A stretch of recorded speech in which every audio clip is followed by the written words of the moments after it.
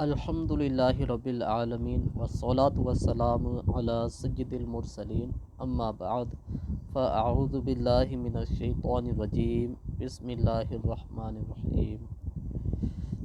ناظرین، نصاب الصرف کے پہلے سبق کے سوالات رہ گئے تھے۔ میرا خیال تھا کہ اسے آپ ہی حل کرتے، لیکن بعض احباب نے مشورہ دیا کہ سوالات بھی حل کر کے ہی دیا جائے، تو اس کو حل کرتے ہیں۔ سوال نمبر 1 ہے، علم صرف کی تعریف بیان کیجیے۔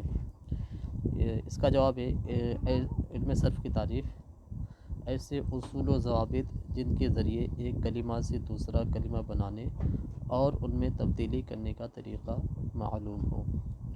سوال نمبر 2 ہے، علم صرف کا موضوع اور غرض و غایت بیان کیجیے۔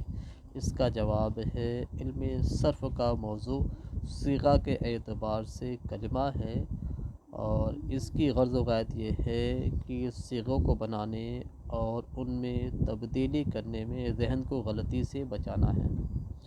سوال نمبر 3 ہے، علم صرف کو صرف کیوں کہتے ہیں؟